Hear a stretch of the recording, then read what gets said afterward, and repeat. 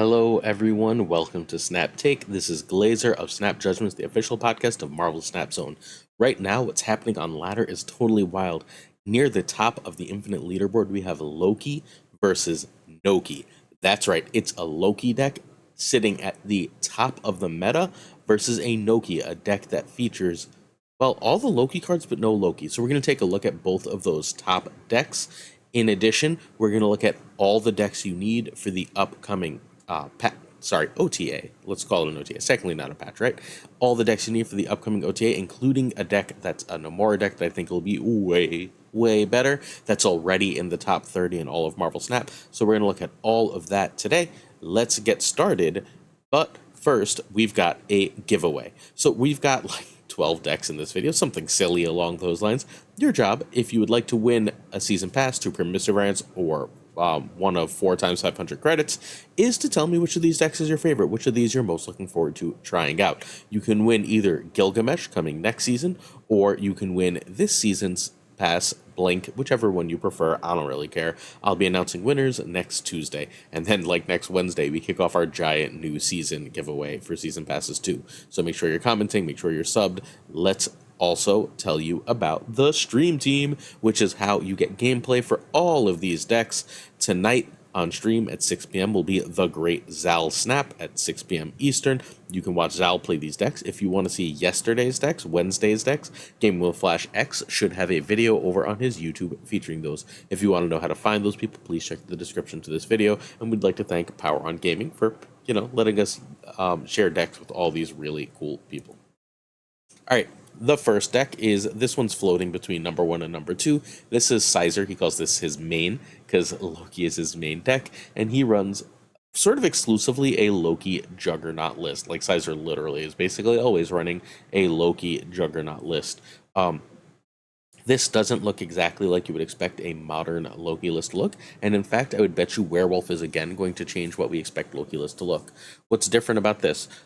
We're not running either the Kitty Angela package, right? We're also not running the Zemo package, and we're also not running Mockingbird. We're going classic with Devil Dino.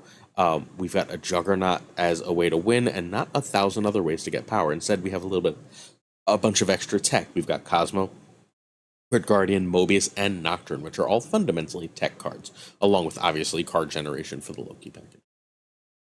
All right, we did a number 1 deck from Sizer yesterday. This is the other one. I believe Ava has taken Sizer over at this time, but it's been going like back and forth for a little bit lately, and I don't know which one is actually number 1. Worst case, this is currently the number 2 deck and will be number 1 again probably, and then switch back a few more times. If you don't have Snowguard, you can run Maria Hill. If you don't have Jeff, you can run Nightcrawler. Mobius, Red Guardian, Nocturne can be Valentina, Sentinel, Rogue, Gladiator, Polaris, Luke, or U.S. Agent, and in a few hours, we're hoping, Werewolf by night. And Loki decks usually need Loki. Not always, but usually. We'll talk more about that in a couple of minutes. All right, so Loki is known. This is a phenomenal Loki list. This is also the best Loki list against Hela, and with Leech going away, Hela will come back. So if you're playing against Hela, this list gives you like a 58% chance of just like auto winning if you see both the cards Cosmo and Juggernaut. So turn 1, Quinjet versus Snowguard. If you don't have any other card generation, know you want a Loki on 4 and have Loki, Snowguard's better. If not, you generally prefer to Quinjet.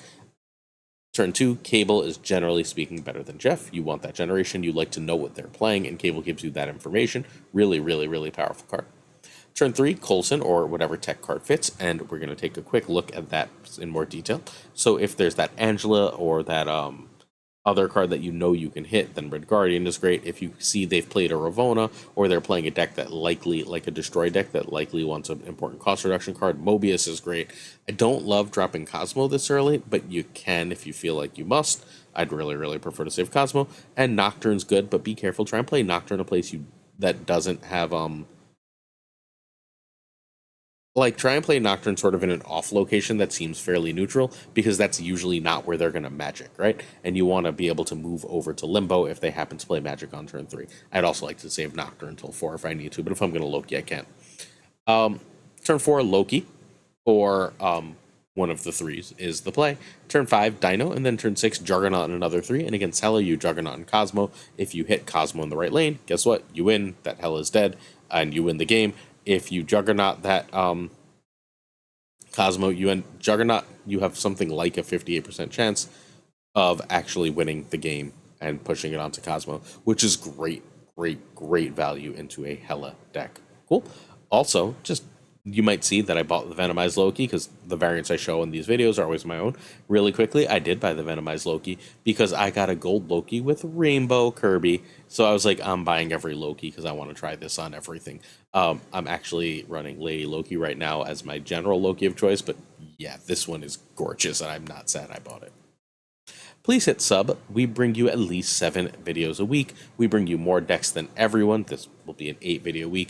If you want to check our shorts, we will have a short by the time you're watching this up for one of the 2 bundles in the shop right now, and the other short will be up tonight for the bundles that are currently in the shop. So if you need advice for those, we have that for you. We bring you the most consistent Marvel Snap content every single day. Please hit sub. It really helps us out, and we will make it worth your time. In addition, if you're already subbed, leave a comment. Not only can you win free stuff by commenting, it really helps us out. Watch for as long as you can. Watching longer helps us with that algorithm too. Noki time. I've been playing the shit out of this list. Like, this is probably my second or third most played list this season. Tanjo sent it to me and was like, hey, give me a couple days. Tanjo is top 5 basically every season at this point. He was number 2 by 1 frickin' snap point last season, playing a Loki deck. Tanjo is known as a Loki player, but this season is all about Noki so far. Does this list exist after the OTA? I tend to think yes. I don't know what it takes to kill this list because this list is absolutely stellar. It's really, really hard to deal with. It basically uses Elsa or Valentina as a power engine and then uses a denial engine with Shadow King and US Agent, and like it combines those two with some like unpredictability because, well, you can get rid of locations, you can get rid of opponent power, you can just do a lot of interesting things that your opponent will have a hard time dealing with this list. It is great. So I urge you to give this list a try. Tanjo is, as of recording, I'm pretty sure rank 3 still. We've established a pretty clear top 4 of Tanjo, Batman 99, Ava, and Sizer, and the order has changed a little bit over the time, but those are right now the top 4. We'll see if anyone else busts into that top 4. Kitty and Elsa are needed for this list. Jeff or Nocturne can be Nightcrawler or Spidey. That's worse, but it's not terrible. Snowguard can be Maria Hill. US Agent is super important. Without it, you're going to have to try Shang, Red Guardian, or Collector, but US Agent is like the sauce for this deck to the point where I think if you want to play this, you sort of need US Agent. People are going to say you need Valentina. I'm not as sure that you actually need Valentina. What I was doing was I was running, instead of Luke, I was running Cable and Mobius instead of Valentina, but then you still need Collector over Shadow King, and Shadow King is really good right now. I think we're about to enter another meta, and it happens every so often where Shadow King is the most important tech card, largely because of Werewolf, but also because Shuri's back and a lot of other things. I think we're about to see Shadow King be an incredibly, incredibly important card. Write it down here. Shadow King is the meta tech card. All right. This is the number 3 deck.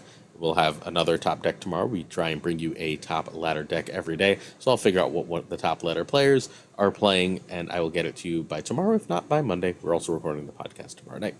Turn 1, Quinjet is better than Kitty, is better than Snowguard. For this deck, you just want Quinjet out. If they're going to answer Quinjet, you'd like to know.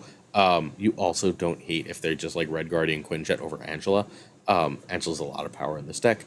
Kitty's really good, but like not the most important thing. And Snowguard you can always play later. There are very often turns where you just have an extra 1 energy and Snowguard's perfectly fine. Turn 2, you want Angela over Valentina over Jeff. Angela and Elsa are just so much power that it's really hard to avoid with this list. They're how you compete on a power axis. And Valentina's fine later. You're fine not playing that Valentina card on 3 or 4 if you must. So you'd still like to play Valentina, but hey, if you have both, I prefer Angela. And then Jeff is later because Jeff on Angela, Jeff with Elsa is phenomenal. Turn 3, I always play Elsa. I almost never play anything with Elsa. I think Elsa's incredibly important.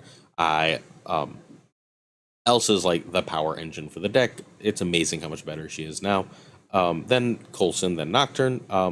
Sometimes I'd rather Nocturne than Coulson, depending on if I've got an Angela out, but Coulson is generally speaking better. Knowing what you have from Coulson to decide is often game winning. Turn 4 is the Valentina card, the Coulson card, 2 2s, or a 1 in Nocturne. Turn 5 is a 3 and 2. This is generally where I Luke and sometimes where I US Agent, but I'd really like to turn 6 go US Agent Shadow King and play a 1 or a 2. Sometimes it's US Agent Shadow King and Kitty. Sometimes I've dropped US Agent the turn before. Then it's like Shadow King and one of my generated cards. If I've got the Quinjet out, that'll be Shadow King along with come on brain, along with that Valentina card. So there's just a lot of ways to win. I'm really excited about this deck. I don't know if you can tell. I love this list. There was an earlier Noki that okay, so what ultimately here's the pattern for this list. So because someone's gonna yell at me in the comment because Hoogland's fans are really freaking weird. And they love to come in my comments and be like, Hoogland made a version of this. Yes, I know, not the version I'm talking about, friends, please.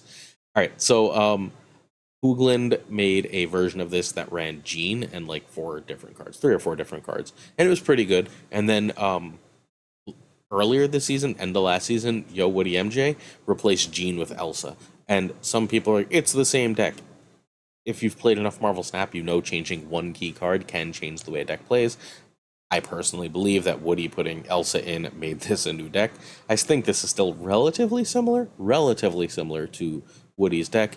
It's running Nocturne, which didn't exist at the time, and Shadow King, and I think Shadow King's another huge change here. But I don't think that's nearly as big as adding Elsa. So whatever, we're going to credit Tandra because Tandra's the one who hit top freaking 3 with it. And just for the record, I'm about rank 540 right now, which is the highest I've ever climbed. We're going to talk about rank and what I've learned in my climb at some point soon on the channel. But I've never tried on ladder before. I usually start in the like 5,000 range, and then I float around 10,000 as I mostly play Conquest and just screw around and test decks and have a good time and stay in too long. I don't know why I started the season a little higher than usual, something like 2,000, and I was like, you know what? I'm actually going to try the season, although I'm going to fall a bunch this weekend because my wife wants to go away to a water park with my kid. So we're going to do that, and I'm not going to play Marvel Snap, and then I'm going to fall some rank. I guess we're talking about this now, so we're just going to keep going. So as I was like, I fell down to like 3,600, and I was like, no, I'm not going to do this. And I just climbed, and then I just kept climbing, and then I just kept climbing. I think my win rate in Infinite is about 70% this season, and yeah, turns out when I play good decks and I try, I'm pretty good at this. So who the hell knew? We'll see if I have time to keep climbing. Again, I'm going to fall a little bit. I'll probably try to finish in the top 1,000 at this point. I don't really care if I get much higher. Over the summer, I'm going to make a push for top 100, I think, if I manage to have time. We'll see how summer looks. Cool. Teacher, remember, so summer. All right, so what we're going to do now is, I'm pretty sure this OTA is real. Again, I can't be sure, right? But like everything is exactly the same as the last time when this was real, so I'm going to go ahead and assume this is real. And I'm going to tell you the decks you need to know. This isn't going to be every card. This is going to be the cards that I think are going to be important to the meta. And we're going to end with this Namora deck that's ranked 26 right now. That's going to be way better without Leech. And if it's already ranked 26, 28, actually, I think not 26, whatever, then we need to pay attention to that list as well. And that'll be how we end this section of the video. So first, this is, I think, the only Leech deck that exists. There is no OTA, so everything's going to show its previous stats, right? I think this works because as a Leech deck because it's got Wave and Electro. So you can Electro into Leech into Blink still. Or you can Wave into Leech into Blink. And I think either one of those is totally fine. You can also Jubilee and happen to casually hit a 5/5 Leech, and you're not super duper sad about that. I think that this is a reasonable way to play Leech. This is Safety Blade's deck. It's got a really high win rate in the current meta. Obviously, Leech is a different card in the current meta. But I think if you like are obsessed with Leech and are going to really, really miss playing Leech, this is a great way to do so. You could also just go like Electro into Blink into Sandman with this list, or Electro into Vision into Sandman into Doom, and still win an awful lot of games in Marvel Snap. So this deck has a lot of gameplay. This is going to be the go-to for those of you who still want Leech and feel like you can steal cubes by having this card that no one expects you to have. Spoiler, you can steal cubes this way. Hey, Newman, if you're watching this deck is for you. All right, Teledadman is a member of the Lambie fam who made a Darkhawk bounce a million years ago. That was completely insane. He's the one who came up with, Cam popularized it, but he's the one who came up with the idea of like bounce Black Widow when Widow was a 2, and it ended up just being this incredible thing. Not that no one else was doing it, but it was like this incredible thing. Well, I want to try that again now that Werewolf is going to be a 3/1. We think, I'm assuming yes. Werewolf is going to be a 3/1. and I only need one high cost card here, Darkhawk. So I can conceivably go something along the lines of turn 2 Baron Mordo. I think Baron Mordo is going to be completely sick. Kill one of their draws. Then I can go Black Widow or Werewolf. And if I go Widow, now they didn't draw again. Then I can go like Werewolf and start like moving that Werewolf around, or play Werewolf, then Darkhawk and move Werewolf around to end the game. Or I can bounce my Mordo to replay it and like go to town. A bunch of stuff like that I think is going to be really, really powerful. I can go Mordo, bounce, Werewolf, and Mordo, and brick 2 of the draws, right? Like, this seems like it's going to be really, really powerful, and I'm going to like it a lot, and this is going to be one of my main decks. This is, I think, the first deck I'm going to try, that's why I put it first. I remember really loving this list. I'm not sure if Darkhawk being a 5 kills it, but I'm going to find out. All right, next up we have Wolfie Bounce. This is Ocean. Ocean is another member of the Lambie fam who built this old Annihilus Werewolf deck that was really good. So I threw Black Swan and Mordo into it and figured we can try that. I also threw Sage in. My working logic here is, even with Sentry as a 4/8, that gives a -8, and with Wolf as a 3/1, if I go Wolf into Sentry into Annihilus, I'm perfectly happy. I can also go Wolf into Sentry into Swan, and then play a bunch of stuff and Annihilus to end the game. I can play like that Ham, Hood, Iceman, Nico nonsense to bounce around my Wolf and play Annihilus and end up with an absolute ton of power on the board. And I think that that makes it worth it. I think Mordo goes in most of these decks. It's going to take people a while to catch on, but I'm pretty sure killing your draw until the last turn of the game is going to be OP. Next up, we have Pure Bounce. This is from our friend and yours, .geo, the single best in-game player in all of Marvel Snap, and probably the best bounce player in Marvel Snap. We were talking about the list. I talked him out of running Hitmonkey. I don't think Hitmonkey is the right answer here. I threw Ravonna in. I'm not sure if this is the right place for Ravonna, or we need another card instead for Ravonna. But yeah, Ravonna can hit. Ready? Angela, if you want to get that late Angela out. Bishop, Werewolf, Iron Man, and Sage. That's 5 hits for Ravonna, so I'm pretty sure that's amazing. I'd play that on 2 perfectly happily. Like, if I played a Kitty or a Nico on 1, I would perfectly happy just drop a Ravonna on 2, and then go like Angela and Bishop on 3, which just seems stupid, right?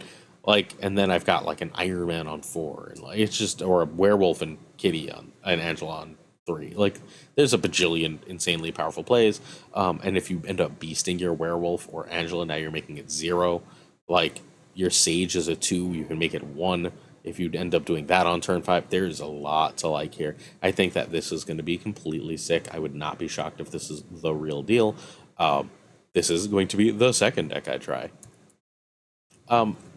Look, Werewolf's best deck was Loki, so this is just a concession to that. This is basically Lambie's old Loki list, except I added Red Guardian and Valentina over Mirage. I think Valentina is just better than Mirage.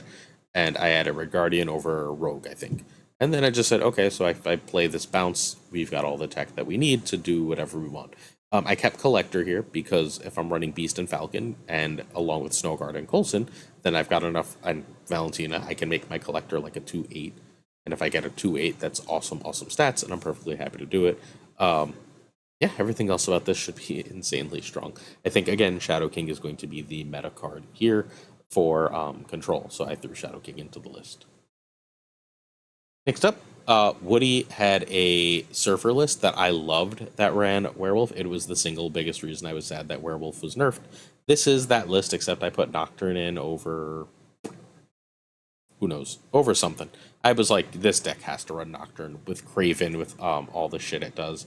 This is like the Nocturne's Nocturne list. Yes, Nocturne doesn't trigger Werewolf, but you know what triggers Werewolf? Spider-Ham, Snowguard, Surfer, Juggernaut, Killmonger, Polaris, and Spider-Man.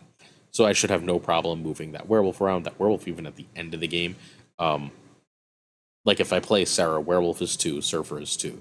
That leaves me a Spider-Ham and a Snowguard, right? If I want to, which is just fucking fine by me. Or I can play Silk and Snowguard or whatever and just get a bunch of power. And like all of these things are insane. Juggernaut is a freaking cube stealer. I'm so excited for this list to be back. This is like literally, the non-brood Surfers are literally what I was waiting for Werewolf for. Next up, we have the ongoing list. This is literally where they're telling us to play Captain America, who, remember, is now going to be a 3/2. That gives +2 to each card of its location. Worth remembering, Luke lost a power and Spectrum lost a power. I replaced armor in this list. I never really liked armor in this list. It's fine, I guess, but it was never like, I don't know. It was fine for destroy, I guess. But I have US Agent and Cosmo for that. Like, I don't know how much I actually give a shit. Worst case, I can always end up cutting Nebula. But I think Cap has to be in this list. Cap is going to be great. You could also replace Punisher for Cap, but like the idea of running Cap and Punisher on a real list at this point in the game makes me very, very happy. This is one of the best decks in Marvel Snap, period. And literally the second Leech is nerfed, this goes right back to being one of the best decks in Marvel Snap. We'll see how it is with Bounce, but I bet you Bounce really hates the Cosmo. And the Man-Thing. So this could easily be one of the best things to do anywhere. I think this is going to be a meta deck that just wrecks people. Cerebro 3 might be meta. Cerebro 3 has been like almost meta forever. Basically, what I did is I took the highest win rate Cerebro 3 I found and put Luke Cage in it for whatever 3 drop. Is that the right way to do it? I don't freaking know. I don't actually play Cerebro 3. I'm not going to pretend I do. Cerebro decks bore me. Sorry, no offense to those who love them. But this is more or less what the list looks like. But you can check out our friend Gregor2424, who is working on a really cool Cerebro list as we speak. I spoke to him about it earlier tonight. So if you would like a Cerebro list, please check out Gregor. All right, this is the list we're actually going to talk about. This is the top 30-ish Sandrican Namora good cards. Sandrican is a regular top 30 player. This list is brilliant. I think it's a super fun idea that has a lot of ways. Like, it uses Namora just to be like, it uses Namora basically the same way you're using Ms. Marvel and Doctor Doom, right? It says, all right, so if I can get Ms. Marvel, that's 14 power. Doom is 15 power. That's 29 power. If I can get Namora, now we're at, what is it? 39 plus 6, 45 power. 45 power from those 4 cards. So if I can play a Nocturne, right? And a Jeff, now we're just going off. Now we've got all that power everywhere. If I end up with a Sandman, like we're in heaven, like there's just a lot of power in this list. If your opponent can't go wide everywhere, you should be able to win. Twitter.com/SandriCon26 is how you find Sandrican on Twitter if you're interested. Also, just quickly, this also has Sandman as the bounce answer, so I think this might just be a freaking meta deck straight up. All right. Nebula can be Sunspot. It's worse by a freaking lot. I don't know what else Nebula can be here. You might end up needing Nebula, but luckily in a few weeks, like literally about 2 weeks, Nebula is dropping to Series 4, so grab it if you don't. Jeff can be Silk, but like you actually just need Jeff. Nocturne can be Spidey, but you sort of need Spidey. I don't hate the idea of Nocturne being Polaris either, because then you can counter opposing Namora. I think Namora is going to be really good. I don't think she's going to be like the best card of the month. I think that's pretty settled, but I think she's going to be really good. Iron Lad can be Jubilee. I think that's actually totally freaking fine. You just do that in the location you're going to play more than one card in. And Red Hulk can be Magneto. I know you're shocked that Red Hulk can be, but Red Hulk can in fact be Magneto. Also, just quickly, don't feel like you have to play. Excuse me, Namora in the middle. If you go like, I don't know, right Storm and then center Miss Marvel, and you have Jeff left, feel free to drop Namora left, right, with that Jeff, and it'll hit Ms. Marvel and Storm just fine without any trouble, without giving you any real hassle. And then you can move that Jeff over to that Storm lane to win the game. So, just saying, there's ways to do this that aren't directly super straightforward. All right, Red Hulk can be Magneto as usual. All right, Sandrican hit rank 28. Knew it was rank 28, not 26, excuse me. Turn 1, Nebula over Nightcrawler. Turn 2, Jeff over Nebula over Nightcrawler. Turn 3, Storm over Nocturne. Turn 4 is Wong, is generally better than Lad, is generally better than either of the Marvels. If I haven't played Jeff yet, I prefer Captain to Miz, but either way is fine. Turn 5, Nocturne is better than Lad, is better than Sandman, is better than the other Marvel, whichever Marvel you did play, or Wong. So you want a Wong Nocturne if you can, right? Like Wong Nocturne. Oh, there's no Wong in this. I'm looking. In my head is the wrong deck. Excuse me. So it's not Wong Nocturne. It's turn 4 is Iron Lad or Ms. Marvel or Captain Marvel. Because if you Iron Lad and hit Nocturne, you're perfectly freaking happy. I'm really sorry about that. Turn 5 is Nocturne or Lad or Sand or other Marvel. And then turn 6 is Doom or Ms. Marvel and Jeff. and then this list wins. This is actually really strong. This is going to be, I'm like convinced, largely because of the Sandman, that this, if Junk doesn't take over the meta, this is going to be a meta deck, like immediately upon the change happening. So the real reason I think so, I think Storm is going to be really strong in locking down a location, and then Namora lets you win a Storm lane without like any real difficulty or challenge. And if you've won that Storm lane, like if you go Storm and then you go Sandman and you end with Namora, like you should probably win the game. Or at least that's my working theory at this point. Cool. All right. Question of the day, and then we out of here. We got 4 for you. So one, Dav or Dave asks if I've considered a Snapjudge's bicep tattoo because my arms are always in the air. So true thing. My stepbrother, who I grew up with, owns a tattoo shop on Fordham Road in the Bronx. And so he's got like a million tattoos, and tattoos were always his thing. And I've wanted a tattoo from time to time, but it always felt like his thing. One of the differentiators was he's the big tattooed guy, and I'm a little non-tattooed guy. Not that we're like super similar or anything, but like it's his thing, not my thing. So I never really wanted to do it. I don't know if that makes sense, but it is a cool idea. So if I got one, maybe it would be a Snap Justin's bicep tattoo. Maybe we'll make that like if I get 50,000 subs or like $110 patrons or something like that. We'll make that how we do it. Cool. That seems like a reasonable request. Has a Banana wants to know what Krakoan characters and arcs I like best. So some people really hate the Krakoa era of X-Men. I love it. It's my third favorite X-Men run ever, of the ever. That's weirdly sized. What are you gonna do? All right, it's my third favorite X-Men run ever. Okay. I really like the beginning, the Hoxpox stuff, like sent my imagination out there. I absolutely love early Marauders. The Kitty Pryde book was phenomenal. Kitty Pryde's one of my favorite characters. I hated X of Swords, still hate X of Swords. I love the Sins of Sinister stuff. I thought it was brilliant. I think Sinister is completely hilarious and devilish. I don't love the end of the Sinister stuff, right? But like the Sins of Sinister stuff was super duper great. And I love basically everything Hickman or Kieran Gillen write. So pick whatever they wrote in this, and no, I really enjoyed it. Also, a lot of the Storm stuff, I don't even remember the name of the book. The Storm stuff on Araco ended up being really solid because it could just tell its own stories, and Storm is such a freaking amazing character. Mojo the Clown asks which 5 should be a 6 and which 6 should be a 5. Okay, I think only one 6 should be a 5. It's Agatha. I think Agatha should 1,000% cost 5. Cool. I think that Agatha as a 5 makes it so much more of an interesting card. I just want it. Let's talk about Mockingbird first. Mockingbird should be a 6 as a nerf. It basically makes it cost 1 more. I don't really want to mess with the power of Mockingbird, but Mockingbird as a 6 just makes it harder to discount. And I think that more or less balances one of the best cards in the game. And I think Mockingbird might be a problem with Sasquatch, so that would be a reasonable change. Make them both 6s so that like a Mobius is something that you have to answer. And lastly, I think Arrow should be a 6 and get its old ability back, where it basically moves everything you play that turn instead of the last card you play whenever. Arrow as a 6/8 that moves everything you play on the last turn of the game is way more interesting and way cooler than Arrow as a 5/8 with what it does now. Jonesy would like to know if I didn't teach English, what I would teach. So the obvious answer is history. I like history. I think I'd be a fairly effective history teacher, but memorizing dates seems kind of shit to me. My favorite subject was always sociology. I was almost a sociology minor. I was literally one statistic course from it.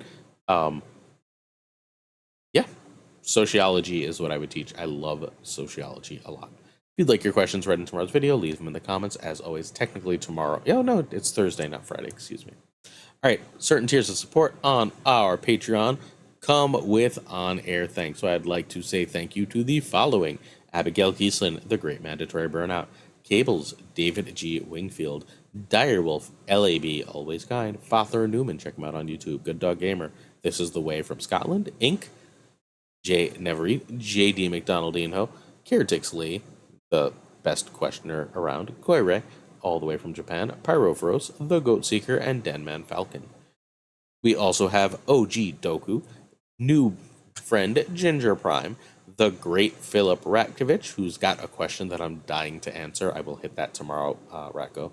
Racco's also chilling around the top 500 with me, I believe. Haplo, who I haven't spoken to. Haplo, hit me up. Kenny Loggins of the Danger Zone, the OG Rob Silverman, not the Jizza, but the Bizza. The OG X-Force V, who likes X-Force and apparently V for Vendetta, who and also rhymes with the great Skippy G. Timey Nyquist, Snap Judgment's Season 1 League Champion. The King of Bros, bruh. Black Dahlia, the Great Kazoo, two of our newer friends with quite cool names. Yeah, Jessica Gamble, Ryan Wood, and Kevsey Hoda are real named friends. Hi, friends. Kev just hit Infinite, even being a newer player, so huge props. Ryan Wood was commenting a lot for a while, and haven't heard from Ryan in a while. Hope you're doing well. Same thing for you, Jess.